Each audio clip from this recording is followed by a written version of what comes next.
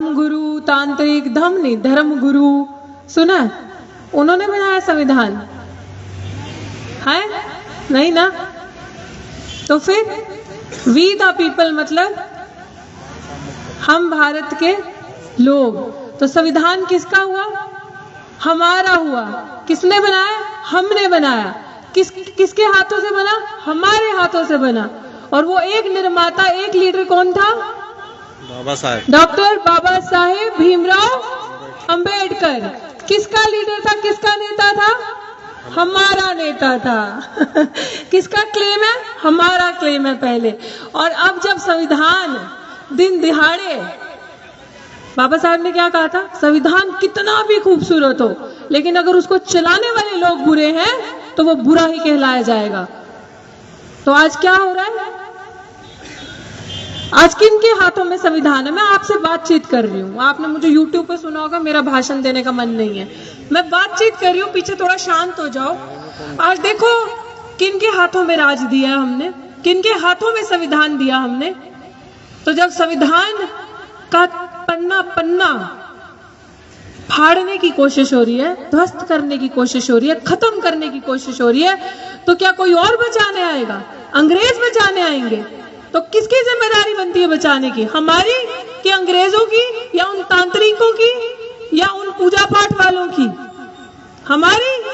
तो हमारी अगर जिम्मेदारी बनती है उस संविधान को बचाने की, तो हम अपना ये कर्तव्य, अपना ये फर्ज कब समझेंगे? सबसे बड़ी चीज, एक महिला हूं और आज महिलाओं को ही देख के संबोधित करूंगी, माफ करना जितने पुरुष बैठे हैं, क्योंकि मुझे आज बहुत खुशी हो रही है देखकर कि इतनी महिलाएं आ जाई हैं मंच के सामने। मेरे जो पीछे भी बैठी हैं उनका भी बहुत बहुत इस्तकबाल करती हूँ, क्योंकि हम सबको ये चीज रियलाइज करने की जरूरत है कि बाबा साहिब ने सबसे ज्यादा काम महिलाओं के लिए किया है। किया है कि नहीं किया है? किया है ना? तो बाबा साहिब के लिए ये हमारा दुर्भाग्य है, हमारे देश का, क्योंकि हमने सत्ता को गलत हाथों में दे दिया। आप समझ रहे हैं ना सत्ता में कौन बैठा है? जो संविधान को खत्म करना चाहते हैं। वो तो कभी हमारे है ही नहीं। आरएसएस वाले या भाजपा वाले कह लो, या मनुस्मृति वाले कह लो, ये चाहते थे कभी संविधान बने, ये चाहते हैं कभी संविधान रहे। क्यों? क्योंकि दुर्भाग्य ये है हमारा कि इस देश में जब से देश आजाद हुआ, सबसे बड़ा चेहरा अगर नारीवाद का, फेमिनिज्म का कोई है, तो वो बाबा साहेब डॉक्टर भीमराव अंबेडकर हैं, जिन्होंने फूले साहब के और माता सावित्रीबाई फूले के मिशन को आगे चलाया।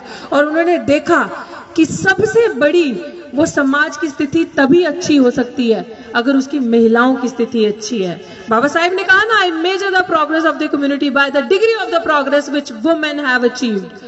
तो बाबा साहेब ने क्यों कहा था? इसीलिए कहा था। बाबा साहेब ने कहा था कि माँ जन्म देती है बच्चे को, लेकिन कर्म नहीं देती। तो शिक्षा सबसे बड़ा, वो शेरनी का दूध है ना, जिसे आप पीते हो तो दहाड़ते हो। तो बाबा साहिब ने कहा कि मैं सबसे बड़ी प्राथमिकता देता हूं शिक्षा को। महिलाओं की शिक्षा इतनी जरूरी है। और महिलाओं के लिए क्या क्या नहीं किया बाबा साहिब ने। हमारा भारत का संविधान भी बात करता है धर्मनिरपेक्ष उसकी चीजों की।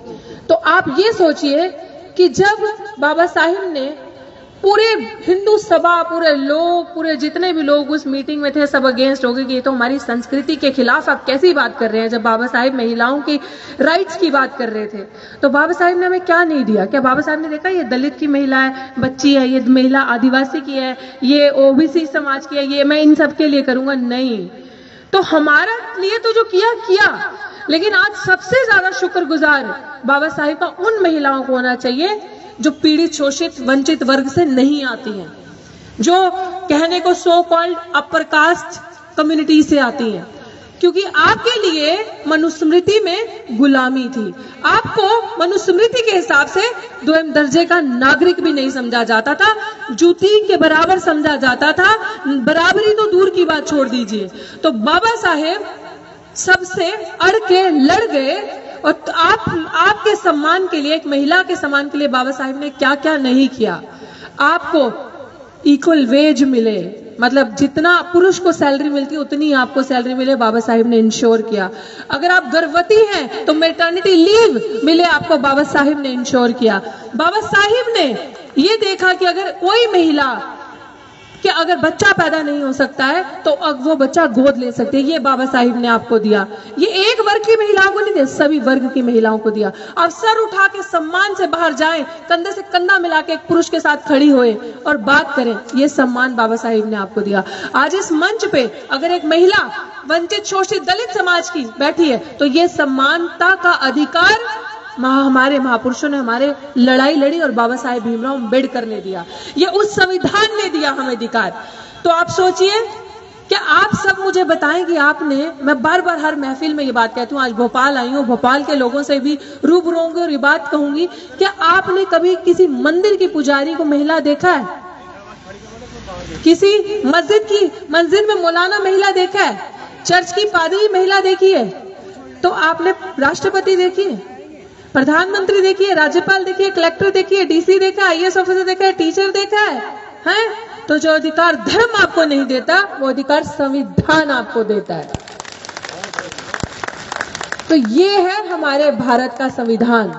तो ये भारत का संविधान जब आपको अधिकार देता है, तो जब आप राज्यपाल बनते हैं, कलेक्टर, आईएएस ऑफिसर बनते हैं, या हमारी एक सत्ता में बैठते हैं और कुर्सी संभालते हैं, एमपी एमएलए बनते हैं, तो जब आप पढ़ते हैं ना तो आपके मुंह में जुबान आती है। तो जब जुबान मुंह में आती है ना, जैसे बाबा साहब ने क्यों कहा था, agitate, organise, educate, agitate and organise and agitate. जब आप एजुकेट होते हो ना, जब आपके अंदर वो अवेयरनेस आती है, आप सवाल करते हो कि क्यों हुआ हमारे साथ ऐसा। हमारे महापुरुषों ने तो लड़ाई लड़ी थी हमारे लिए कलम की, तो आज कलम हटके फिर से झाड़ू क्यों हमारे हाथों में थमा दिया।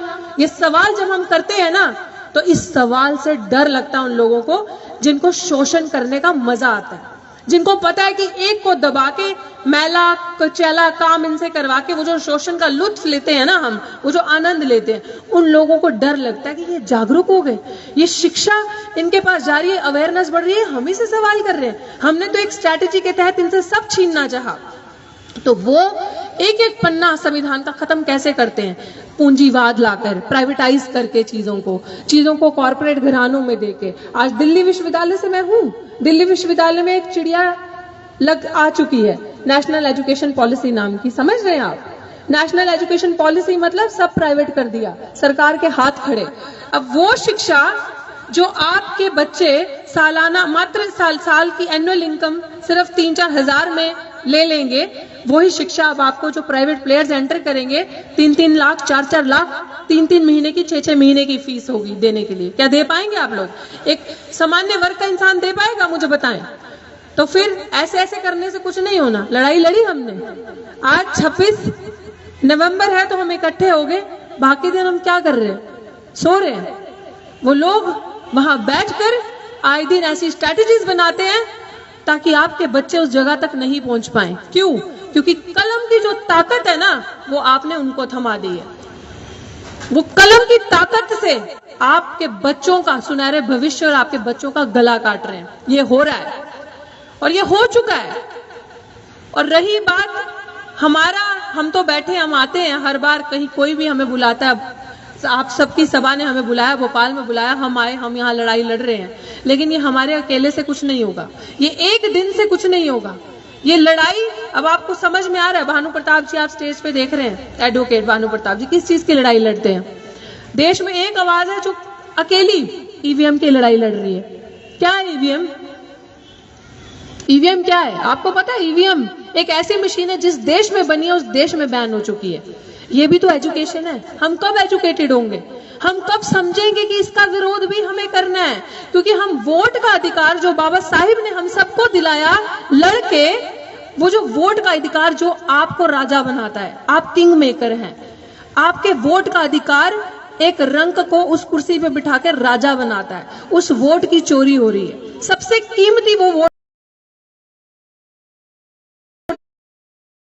का अधिकार है। आपको बातें बोरिंग लग रही होंगी ये शायद, लेकिन आप इस चीज को रियलाइज करना घर जाकर कि हम लोगों को तो लगता है कि चलो जाकर सोकर उठे, चलो वोट ही तो देना, जाकर दबाकर आ गए। वो जो सूट बूट पहनकर बाबू चुनाव से पहले एक दिन आपको दिखते हैं, वो बाकी दिन नहीं दिखते। वो 4 साल 5 साल आपको नहीं दिखेंगे। हम उनको वो वोट देकर आ जाते हैं। या हमने मान लीजिए हमने उसको भी वोट दिया जो हमारा प्रत्याशी है, जिसको हम समझते हैं, लेकिन क्या आपने एक जिम्मेदार नागरिक एडवोकेट भानु प्रताप जी लड़ाई लड़ रहे हैं, आवाज उठा रहे हैं ईवीएम की, जो आज एक मुद्दा भी है, हमारा एक थीम भी है आज कि ईवीएम, क्योंकि बीजेपी एक वो राजा सुना ना कि एक राजा होता है, एक तोता होता है, और उस तोते को मार दो तो उस राजा की जान उस तोते में अटकी है। तो ये वो तोता है ईवीएम, जिसमें ये जो सत्ताधारी बैठे हैं इस समय सत्ता में, संघी बीजेपी भाजपा, इनकी जान अटकी है। तो हमें उसके खिलाफ आपको नहीं लगता लड़ाई लड़ने की जरूरत है, सड़कों पे आने की जरूरत है? क्योंकि हमें रियलाइज ही नहीं हो रहा कि बाबा साहिब हमारे महापुरुष हमारे लिए क्या दे के चले गए। तो मैं आप सबसे ये भी एक अनुरोध विनती करना चाहती हूँ हाथ जोड़कर कि आप इन चीजों को समझे जो मैं आज यहाँ बोलकर जा रही हूँ। मेरा आज कोई मन नहीं है कि मैं भाषण दूं, अच्छी अच्छी चीजों को कोट करूं, एक इन्फ्लुएंसर बन के जाऊं, नहीं। मेरे दिल में जो पीड़ा है, क्योंकि मैं तो पढ़ लिख गई हूँ, मैंने तो पीएचडी कर ली दिल्ली विश्वविद्यालय से, लेकिन मैं ये जो बच्चियां बैठी है ना, ये बच्चे जो बीच में इक्के दुक्के जो मुझे दिख रहे हैं साइड पे बैठे, इनके भविष्य की मुझे चिंता और मुझे डर लगता है क्या ये बच्चे वहां तक पहुंच भी पाएंगे, क्योंकि दूर दूर से लोग सपना देखते हैं दिल्ली विश्वविद्यालय में आने का। तो ये लुटेरे जिनके हाथों में सत्ता है ना, अगर हमने ये लड़ाई नहीं लड़ी तो ये सत्ता चली जाएगी। और दूसरी शख्सियत आप देख रहे होंगे, एडवोकेट महमूद प्राचा सर, एक बार ये हाथ खड़ा कर दें आप। एडवोकेट महमूद प्राचा जी, ये वो शख्सियत हैं, खैर दोनों ही, एडवोकेट भानु प्रताप जी भी, बट ये वो शख्सियत है एडवोकेट महमूद प्राचा जी। मैं छोटी सी एग्जांपल आपको दूंगी।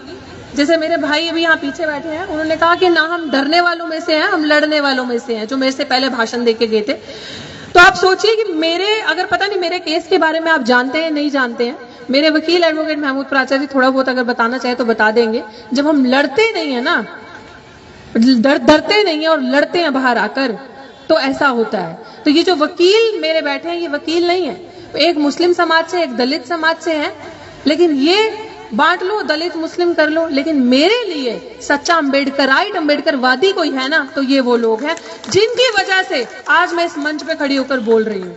क्योंकि एक आरएसएस की एजेंट, जो दिल्ली विश्वविद्यालय की प्रिंसिपल, उस औरत ने मेरे खिलाफ, क्योंकि मुंह में जुबान है, शिक्षित हूं, सवाल करती हूं, आरक्षण के विरोध में अगर कोई आवाज उठाता है तो जंतर मंतर के ऊपर जाकर मुखर रूप से लड़ती हूं। चाहे वो 2018 का आंदोलन था SC/ST एक्ट को डिल्यूट करने का, चाहे वो रोस्टर की लड़ाई थी, चाहे अभी वो हाल ही में किसान आंदोलन की लड़ाई थी, हर बार जहां पे भी इंसाफ और बराबरी की बात होती है, अगर हमारे हकों का हनन होता दिखता है तो मैं मुखरता से अपनी आवाज उठाती हूँ। चाहे वो जल जंगल जमीन की आदिवासियों की लड़ाई हो, दिल्ली जंतर मंतर से हमने आवाज उठाई थी।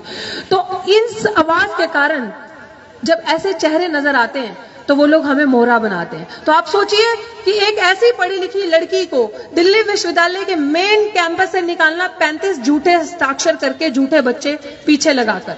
अभी तो वो खैर वो प्रूव हो गया, इन ऐसे अम्बेडकरवादियों की वजह से वो चार्जशीट जमा होगी, वो पूरा फ्रॉड पता चल गया कि वो बच्चे 35 कॉलेज के रिकॉर्ड में है ही नहीं, जो मेरे खिलाफ लगा के जिस साजिश से उस मनुवादी प्रिंसिपल ने मुझे निकाला।